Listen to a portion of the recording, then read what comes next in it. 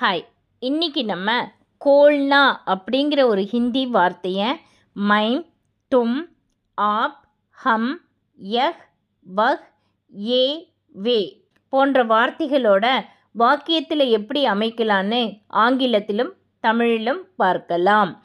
கோல்னா that means open, திற. இதை மைம் அப்படிங்கிற வார்த்தையோட சேர்த்துவோம்.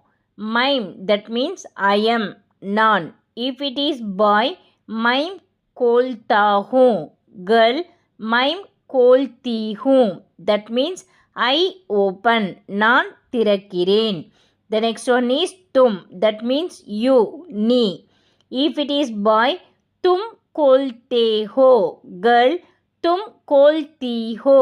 That means you open, நீ திறக்கிறாய். The next one is आप. That means you. We will use this while giving respect. If it is boy, आप खोलते हैं. Girl, आप खोलती हैं.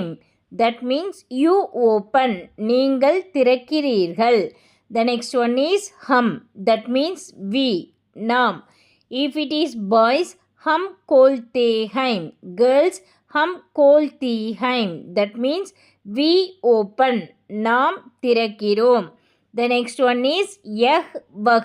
That means he, she, it. இவன், அவன், இவள், அவள், இது, அது.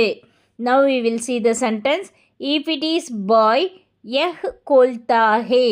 Girl, यह खोलती है. Boy, वह खोलता है.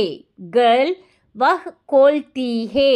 That means he opens, she opens, it opens. இவன் திறக்கிறான், அவன் திறக்கிறான், இவள் திறக்கிறாள், அவள் திறக்கிறாள், இது திறக்கிறது, அது திறக்கிறது. The next one is A, way. That means these, they, those. இவர்கள், அவர்கள், இவைகள், அவைகள். Now we will see the sentence. If it is boys, ये खोलते हैं. Girls, ये खोलती हैं. Boys, वे खोलते हैं. Girls, वे खोलती हैं. That means these open, they open, those open. இவர்கள் திறக்கிறார்கள், அவர்கள் திறக்கிறார்கள், இவைகள் திறக்கின்றன, அவைகள் திறக்கின்றன. தன்யவாத். நமஸ்தே.